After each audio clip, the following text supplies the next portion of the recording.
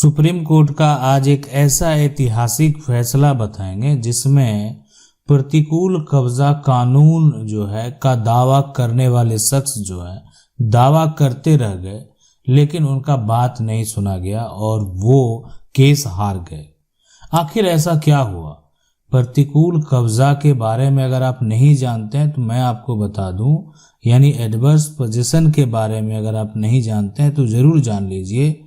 ये एक ऐसा कानून है कि अगर कोई आपकी जमीन है और आपकी जमीन को अगर 12 वर्ष तक कोई भी व्यक्ति अगर कब्जा करता है तो वो संपत्ति का मालिक हो जाता है, यानी मालिक बनने का अधिकार जो है उसको प्राप्त हो जाता है। अब ये अधिकार जो है प्राप्त करने के लिए उसको अब उस कानून के तहत कोर्ट जाना पड़ता है। यानी ऐसा नहीं है कि 12 वर्ष तक कब्जा कर लिया तो वो मालिक बन गया, बिल्कुल नहीं। यानी उसके पास एक अधिकार है और उसके पास ऐसा अधिकार है कि वो भी मालिक बनने का दावा कर सकता है। और दावा किसके ऊपर करेगा? दावा उसी के ऊपर करेगा जिसकी ये जमीन है। लेकिन ऐसा हुआ, सुप्रीम कोर्ट में जो फैसला दिया गया उस फैसले को अगर आप सुनेंगे तो आप भी हैरान रह जाएंगे।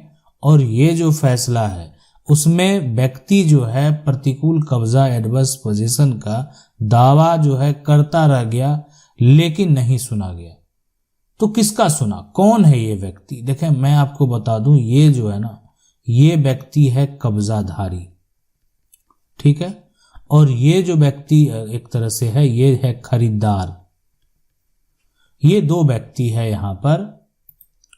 यानी जमीन मालिक क्या किया कि जमीन मालिक ये जमीन जो देख रहे हैं ना, इसको बेच दिया और अपना, जैसे होता है कह सकते हैं कि अपना पलड़ा झाड़ लिया कि कब्जा किया था जमीन। बेचा कौन? तो जमीन मालिक। यानी खरीदार किससे खरीदा? जमीन मालिक से। तो कब्जाधारी जमीन मालिक तो है नहीं, लेकिन कब्जाधारी कौन है? तो इस जमीन को कब्जा किए हुए, इस जमीन पर अपना पोजीशन बनाए हुए। अब यहां पर देखें, जो खरीदार है, अब तो इसको लग रहा है कि जमीन वो छोड़ने को तैयार नहीं है।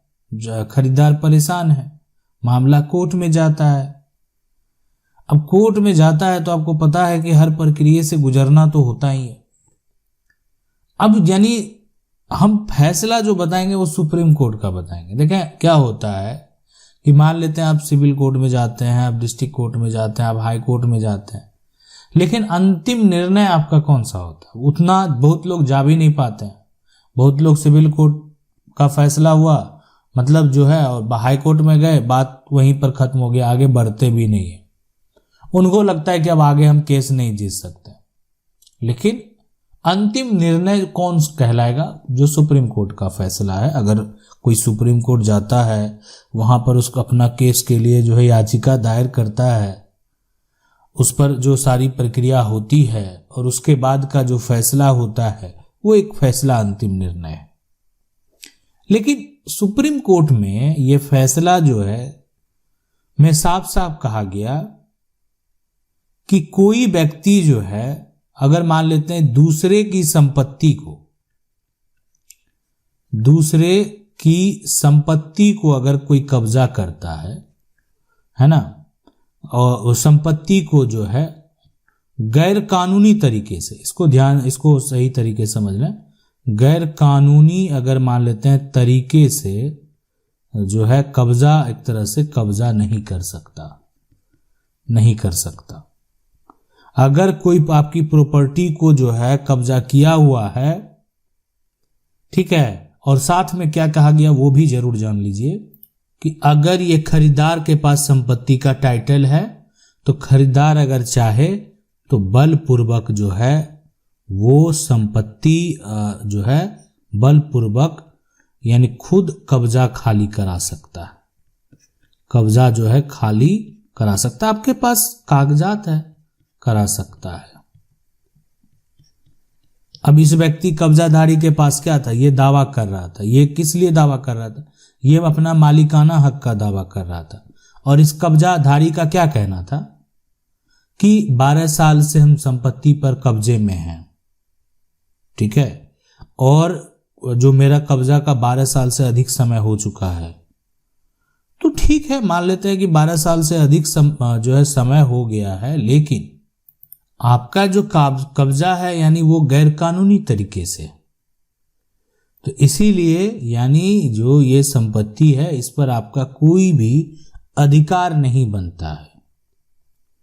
यानी कहने का मतलब है, अब कहेंगे आप कौन सा केस है ये भी बता दीजिए।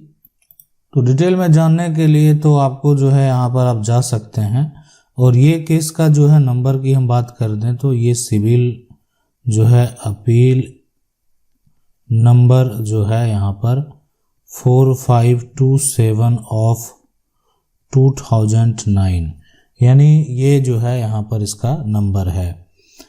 तो ये जो है इस तरीके से हम आपको बता दें सबसे पहले कि, और इस केस का जो अंतिम निर्णय जो हुआ वो खरीदार के पक्ष में हुआ। तो क्या इस कब्जाधारी का कोई कानूनी तौर पे अधिकार नहीं है? बिल्कुल अधिकार है। यानी अगर बात करें लिमिटेशन एक्ट की, तो लिमिटेशन जो एक्ट है, लिमिटेशन एक्ट की धारा जो यहाँ पर अगर बात करें 64 है, वो क्या कहता है कि अगर आपकी ज़मीन पर कोई 12 साल से कब्जा कर लिया है और आपने किसी प्रकार का कोई कानूनी प्रक्रिया नहीं किया, मतलब ना तो आप सरकार को टैक्स दे रहे हैं, ना तो आपने किसी प्रकार का कोई कानूनी प्रक्रिया किया है, तो ऐसे उसको खाली नहीं कराया जा सकता। आपको जो है खाली अगर आप करना चाहते हैं तो आपको कानूनी प्रक्रिया के तहत जाना होगा, तभी आप ऐसा करवा सकते हैं। और दूसरा, ये व्यक्ति के पास ये अधिकार हो जाता है कि ये जो है अपना मालिकाना हक का भी दावा कर सकता है। तो ये यहाँ पर जो है, अब यहाँ पर रही बात कि इसको तो खाली नहीं कराया जा सकता है, लेकिन ये कब्जाधारी का जो दलील था उसको सुप्रीम कोर्ट के द्वारा खारिज कर दिया गया, और वहाँ पर जो है कोर्ट के द्वारा साफ साफ कहा गया कि यहाँ पर जमीनों का जो है मालिक कोई नहीं है, जिन जमीनों का मालिक कोई नहीं है वहाँ पर ये आप दलील देंगे।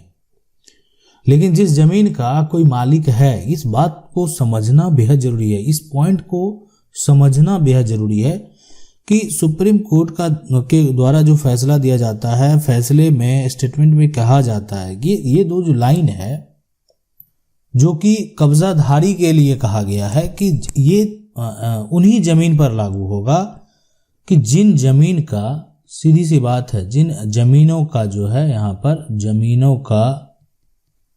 जमीनों का मालिक जो है, मालिक कोई नहीं है, कोई नहीं है। अब लेकिन जिस जमीन का कोई मालिक है, ये जमीन की रजिस्ट्री इसके पास है, जमीन ये व्यक्ति जो है खरीदे हैं, पैसा लगाए हैं, तो इनका पूरा पूरा अधिकार बनता है, आपको जमीन खाली करनी पड़ेगी। और ये जो है इस तरह के मामले में 12 साल के बाद भी बलपूर्वक कब्जा खाली कराया जा सकता है। तो यहाँ पर ये एडवर्स पोजीशन प्रतिकूल कब्जा कानून का कोई मतलब नहीं बनता है। इस फैसले को अगर देखा जाए, इस जजमेंट को अगर देखा जाए, तो यहाँ पर इसका कोई भी मतलब नहीं है। आशा करते हैं वीडियो अच्छा लगा होगा। वीडियो को लाइक जरूर कर दें। चैनल को पहली बार देख रहे हैं, सब्सक्राइब करके जो बेल आइकन है उसको जरूर दबा लें। मिलते हैं अगले वीडियो में, तब तक के लिए जय हिंद।